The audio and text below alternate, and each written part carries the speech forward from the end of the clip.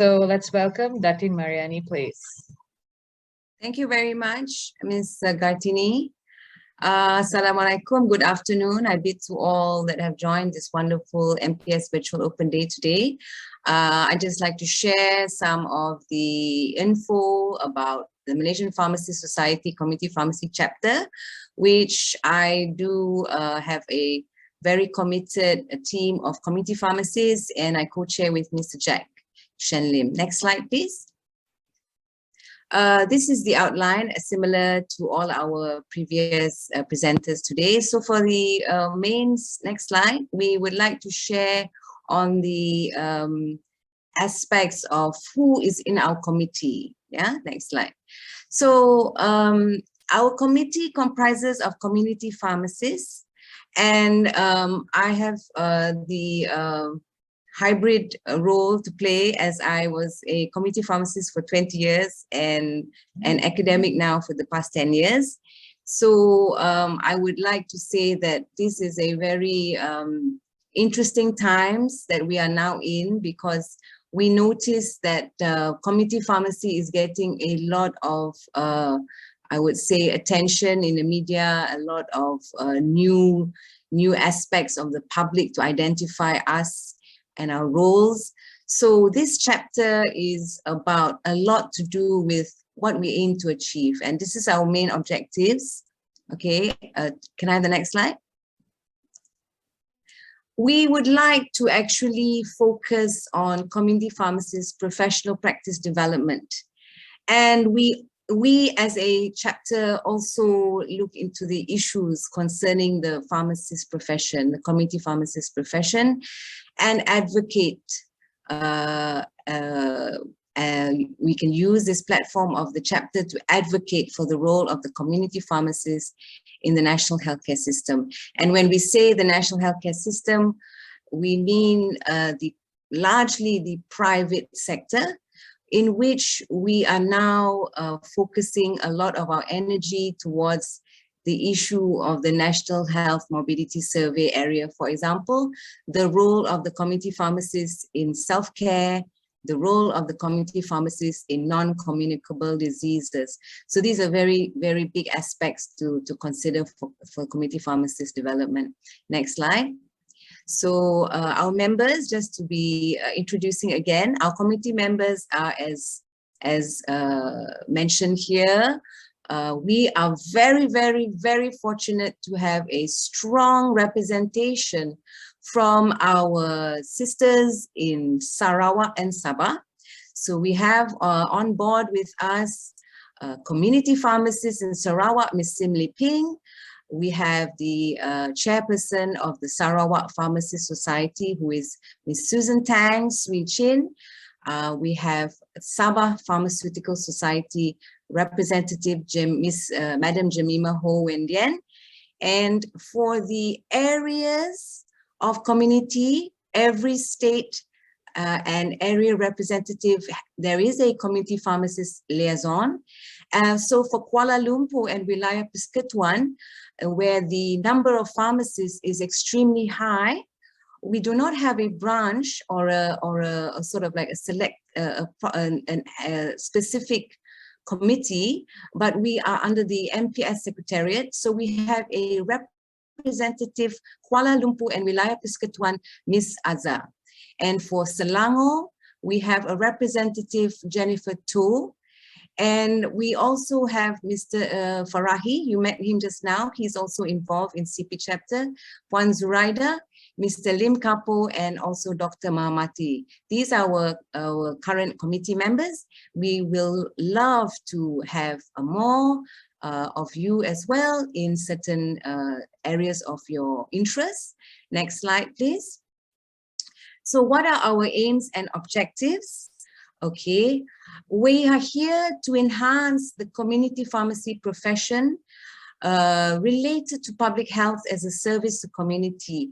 We do note the distinction and the very interesting hybrid of community pharmacy. We are both a business as well as a service profession. Yeah, so we do need to win the hearts of the public by always projecting the image of a professional healthcare provider, and that is why the role of public health has come into prominence now, especially with COVID, which has been very, very instrumental in increasing the awareness of the importance of community pharmacies in society.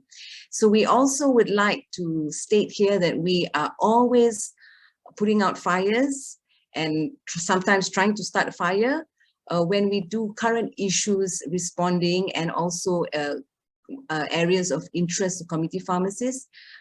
We take part in many meetings that are held. We are always having a voice in community pharmacy. And what we need to do now is in future is also to meet up more often with community pharmacists to improve their areas in their practice. Okay, next slide. What we have done in the past, some of these is just retrospective. We have been very involved in the issue of COVID. What happened last 2 years was a tough time for many community pharmacists, especially those running their own pharmacy. We have negotiated and been dealing a lot with the Member of Parliament to help with the Ministry of Cooperative, yeah, and that is in the area of the Rental Relief Fund, and also business loans. So around 100 community pharmacies in MPS did manage to take part in some of the loans that were available by the banks, Bank Islam that we negotiated with, and also around 60 to 70 pharmacies did take initiatives with the Rental Relief Fund. And this next project that we also had was the discussion about disposal of unwanted medicine. This is an ongoing topic because of the area of contribution to the environment, and also where pharmacists can come in terms of conducting medicine review when the medicines are actually returned to the pharmacy. So these are some of the things that have happened recently. Next slide. And one of the other areas we've been involved in, together with MPS, backing very strongly as an entire team works together in MPS, is to respond to the issue on the COVID test kits. Another issue that comes quite often in the past 1 year is the aspect of price control mechanism, where there is a plan to actually regulate prices, especially of the innovator medicine. So we are involved in those discussions. We have produced guidelines for COVID-19 for community pharmacists. And we have in community pharmacy chapter also dealt with practice-related continuous professional development in the area of non-communicable diseases. So as we can see, community pharmacy chapter is very broad in terms of what it needs to address, and we really do need some assistance. Next slide, please. This is the major area which MPS always fights for, and that is the professional image and advocacy of services. We just like to mention that we work with other chapters, for example, education chapter and CPD chapter, towards increasing the prominence of this education, of smoking cessation provision, disposal of unwanted medication, medication review service, and also the advocacy of COVID-19 and also screening tests in the pharmacy. So this is one of the ways in which we have seen more and more pharmacies are being trusted, community pharmacies are a trusted healthcare provider. And that is why we continue to engage with all collaborations and also other professions that are inviting us for these dialogues. Next slide, please.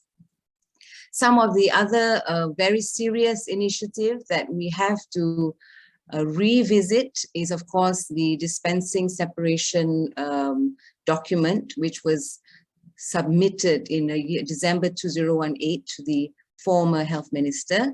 This is again an area of constant work, okay, and we are hoping to reinitiate the discussion. We also have done a full implementation of the community pharmacist logo in all community pharmacies. This was a project between the Ministry of Health Program Pharmacy, PPF, and MPS. And community pharmacy chapter has been involved yearly with a lot of World Pharmacist Day in the past. So our next slide will now share what our upcoming initiatives, and they include, next slide please. We intend to assist to project further evidence of the professional role of pharmacists as a self-care guru, a self-care advisor rather, a self-care advisor, a self-care sort of subject matter expert for always giving good advice to the public. And that is why we are working on a guideline and statement of supplements to be produced by the Malaysian Pharmacy Society in collaboration with the with other collaborators. And we also will take part in the upcoming September 2022 World Pharmacist Day. The planning begins next month. And we are also working on projecting further professional services of a community pharmacist in the area of preventative HIV testing. And that is why the role of COVID has brought up the image of pharmacists, I would say, in terms of how much pharmacists can contribute to public health. And that is an area where the next HIV test kits and so on will also be useful. Next slide. How do we invite you for collaboration and for contribution? Well, this is how we do it. Next slide. We would love to hear from you if you'd like to be part of the committee for the next World Pharmacist Day. The theme for World Pharmacist Day will only be announced in March 2022, but it will definitely go a long way towards integrating with the theme of self-care of the pharmacist, role of the self-care advisor in self-care, the role of the pharmacist in non-communicable diseases. So we do look forward to your interest and your engagement in this.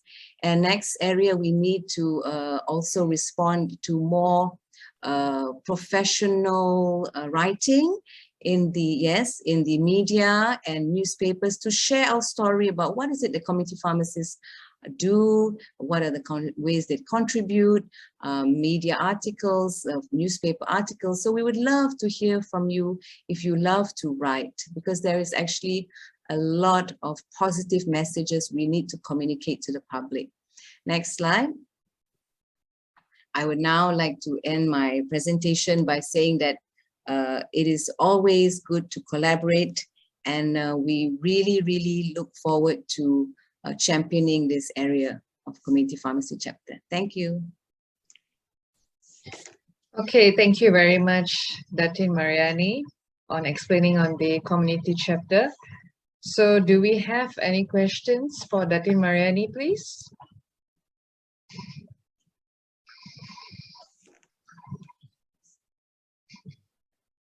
Okay, I believe everyone is clear on the education chapter.